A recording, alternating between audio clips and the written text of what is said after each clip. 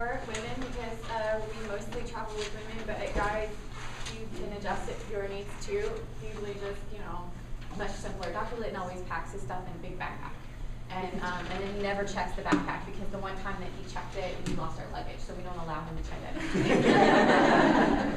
We're just a little bit superstitious that way. Okay, so we're obviously going in January, which means that the weather is going to be colder, and depending on which location in Europe, Italy is probably one of the more moderate climates. So it's not going to be frigid like if we were in Prague, but you still want to dress in layers. And so this packing list is designed based on that concept of layers. Because if you go into an old building, it may be a little bit damp and cold, so you may still want to have some of your layers on. You get on the bus, and all of a sudden you're really, really roasting, so you want to take some of those layers off.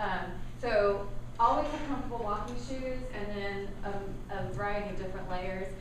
If you don't use scarves and gloves in the U.S., you will want scarves and gloves when you're over there, especially if we're close to the water, because the breeze just comes right off the water and it chills each bone. So having scarves and gloves and sometimes even a hat is a good idea if your coat doesn't have a hood. Socks, everything that you want to make sure that it's cotton or something that dries quickly, because if you go the route of I'm bringing less than I need so that I can rinse it out in the sink overnight and then repeat it on the way home, that's fine. You're welcome to do that. Just make sure that you bring a fabric that's going to dry quickly, because it could still be pretty wet in the morning if you washed it the night before, if it's not lending itself to quick drying. And then you also want to make sure that since you're going to be sharing a room with people, no matter how you're used to sleeping at night, you want to sleep in pajamas. You want them to be appropriate, especially if there is a fire alarm or something, we have to evacuate the building. I remember one year we were in Rome, and there were a number of girls that didn't understand the concept of travel size straighteners or blow dryers or that sort of thing, so that everybody was using it on the same floor at the same time to finish up their look first thing in the morning. And it was a little Italian hotel, and we lost power on that whole first floor. And so all of a sudden you were feeling your way to the door, and people were out in the hallway in their pajamas still. And I remember our tour director with his toothbrush in his mouth flipping the fuse box out in the hallway. You really generally don't want that, but if you do have to pile out into the hallway, you want to be appropriately dressed. That's the moral of that story. So bring a variety of different shirts that you can mix and match, or sweaters, that sort of thing. And then you also want to make sure that you have a watch, especially if you are used to using your phone as your timepiece. You want to have a backup, because your phone may run out of juice and we're on the road and we can't get to the hotel to plug it in, etc. So have a backup to be able to tell time so that you know when we're supposed to meet back for the group. Rome is one of the places that we lost 6 people in the space of 36 hours. I remember that. We didn't lose them forever. It was just they didn't meet back at the fountain, so they had to get back to the hotel. But we prep you to do that. We'll give you the card for the hotel, and we'll give you the cell phone number of our tour director as well as one of ours. And so you can call us and say, I missed the checkpoint, so I'm just getting a taxi back to the hotel. So we know that you're okay. We've had to do that before. We really don't want you to miss what we're doing, and we don't want you to miss dinner, because that happened too to a couple of our girls in Paris. But having a backup timepiece is a really important way to make sure that you don't miss those things. Toiletries, don't bring the economized shampoo and stuff that you're used to bringing. Some people have collected or requested from different companies samples in the months leading up to the tour, and then they just have the little samples, and that's what I like to do. So I use the small size, and then I'm just tossing them out as I go. So I empty them out and I'm making room for what? Souvenirs, which are really important to me. I know all of my favorite chocolates everywhere that we go, so I bring back my favorites. There's just something different about the way that they taste there. But if you do that, then you're making more room. If you don't want to do that, still don't bring the huge size. Now, we are going to try to accommodate, if we can, the rooming requests that you give us in advance. But do know that if you're rooming with, if you're in the undergraduate rooms that are 3 or 4 people per room, then that may change based on how many beds the hotel we're going to has in a room. So, for instance, you may be in a triple one night, you may be in a quad the next night, with some of the same people, but that one person who had that one thing that you were going to share, like that charger or whatever it was, they may be in a different room down the hall. So you can't, it's not a perfect system to share things But if you have a pretty good idea that there's one person that you're going to be with the whole tour, you are welcome to do that and kind of make room in your suitcases that way. We will be posting the size of the suitcase that you can bring, the ones that are allowed on the bus and the airplanes. And we will also be posting the maximum weight. And that weight, again, won't match the airlines. It will be for the buses that we will be on. So we'll be posting that on our itinerary as we find out what all those details are and we get that to you. You can go through the list of toiletries on your own, but please make sure that you keep things like medicines and valuables on your carry-on. And I'm going to flip down to that in a minute, but there are certain things that you want to make sure that you bring in your carry-on or in your backpack that you're bringing on the plane, because if we get separated, then you need to make sure you have it with you. So medicine and your passport, the cash that you're bringing, because we always want you to bring a little bit of cash just to get started on that first day. And then, batteries and that sort of thing, your camera, because if we get right on the bus and we start driving and we're driving just below the Alps, you're going to want to have your camera, and your camera needs to be in your carry-on, not under the bus in your packed suitcase.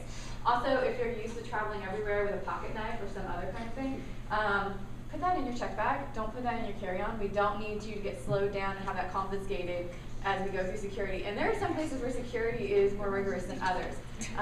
When we go through Heathrow, for instance, they will stop you and hand check your bag if they find a bottle of water in it from the airplane. Like you just got off an airplane, you had a bottle of water, but it's in your bag, and they will stop and they will hand check everything else, because you have to make sure that none of those things are in your bag. And that slows the whole group down getting to our connection. And they lecture you. And they lecture you. Yeah, you feel like an awful human being. I'm sorry I didn't drink all my water. And your laptop. You need to have your laptop out, those sorts of things. And we'll remind you of those. But as we remind you, you'll be a little bit groggy from getting off that over the ocean flight. And you want to still pay attention to those things, because we're saving you time. And we're keeping you from getting lectured. So if you want to look through all of this and these websites that I've linked up there, you're welcome to do that as we get closer. You're also welcome to post your suggestions or your questions about packing on the Facebook, and those who are seasoned travelers will start answering the questions and giving you suggestions, things that they do that really work well. I've broken this down so that you can kind of see what needs to go in your check bag versus your carry-on bag. Most of your clothing needs to go in your check bag, but you do want to have a change of clothes in your carry-on. Because when we got delayed and we didn't get our luggage and we were in Madrid, we didn't have anything to change into the next day. We'd already been wearing our clothes for 24 hours, so we wore it for another 24 hours. So you do want something to change into. Same thing when you're going back, because we've also been delayed overnight going back to the US, and you want something to change into. Toothpaste, one of the small sizes, not the big size, because that would be confiscated. That would be nice to freshen up. And then you also want to make sure, again, that if you are on any medication, that you keep track of that and you keep that with you, because we don't want you to be without that if your luggage gets lost. All of the stuff that goes in your check bag is your normal heavy stuff that you're going to be using throughout the trip. But your original of your passport and your credit cards and your debit card, that goes with you in the carry-on. The check has your copies. You want to have a copy in case you lose your passport, but you want to separate the copies from the original. So don't keep all of your paperwork in your carry-on. That's something to make sure you have in your check bag.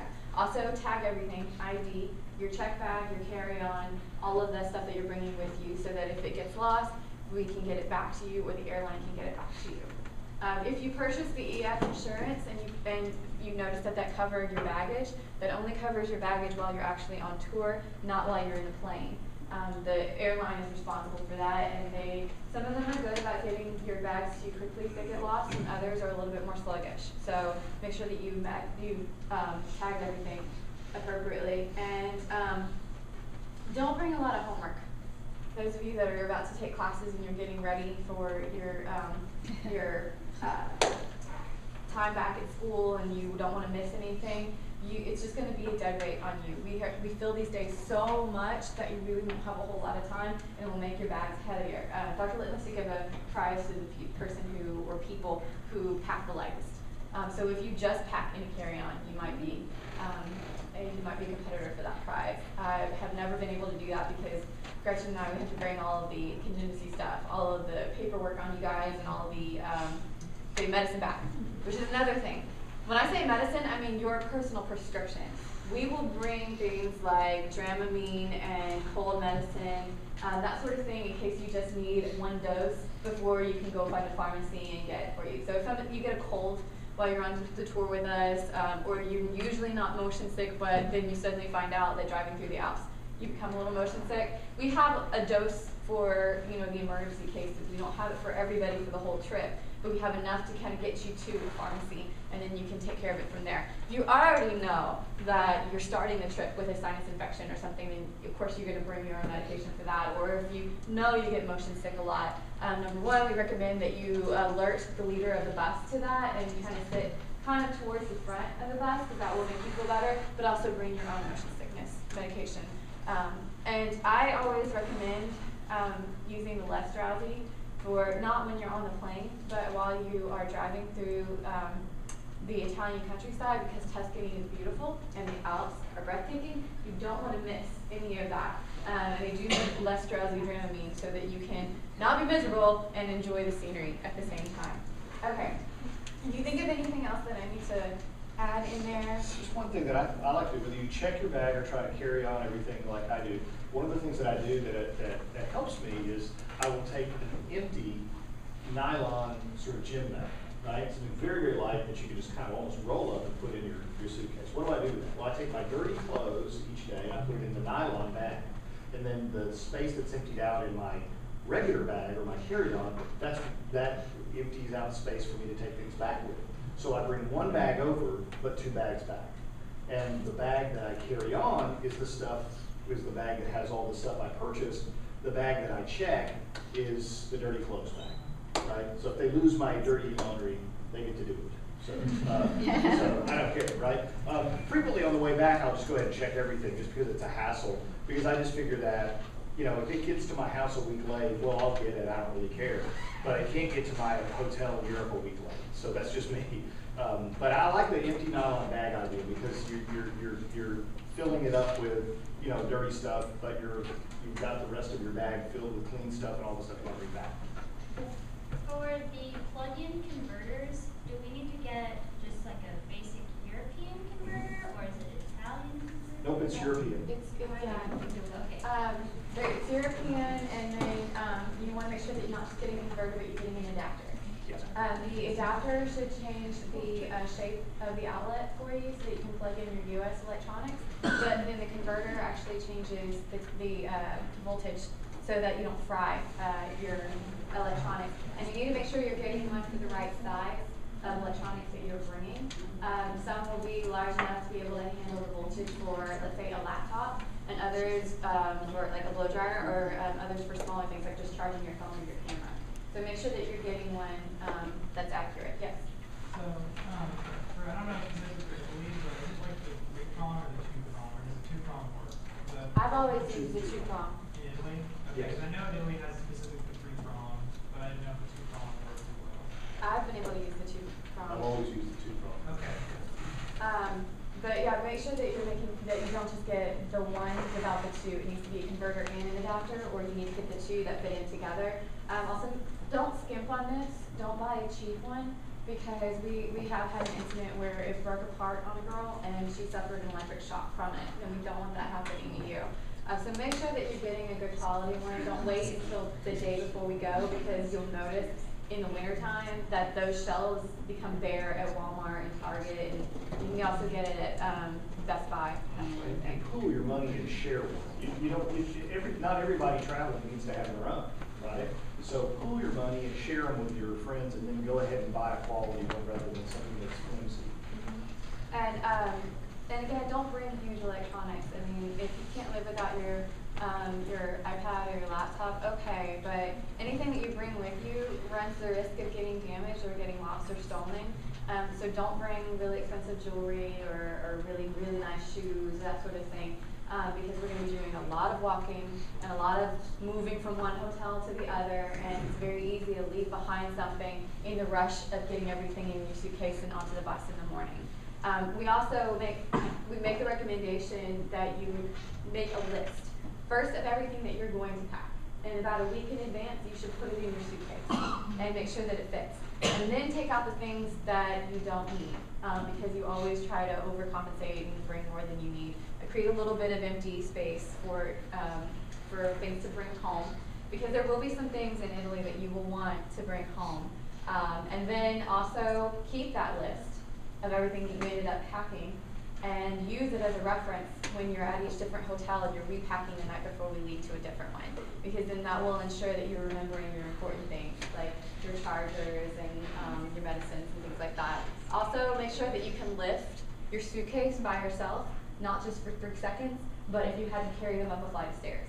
Because some of these really old Italian hotels may not have an elevator, or they may have an elevator that moves really slowly, and you just want to go up to your 2nd floor room by yourself, without waiting on everybody that's in line for the elevator.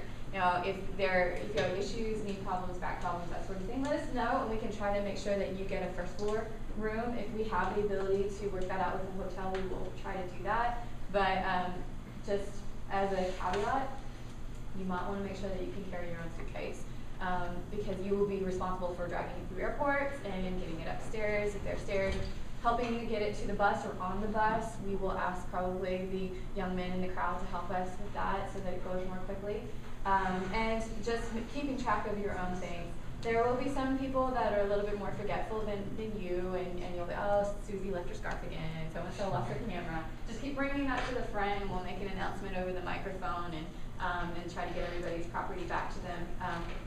Also, when we're over there, make sure that if it's something really cool over there that you can buy, that it's legal to bring back into the United States. And we'll be posting the link to customs and kind of their list, their checklist of things that you can bring back. You'd be surprised at some of the stuff that you can't either bring on the plane or that they don't allow. Okay, I think that's pretty much everything, because you can read through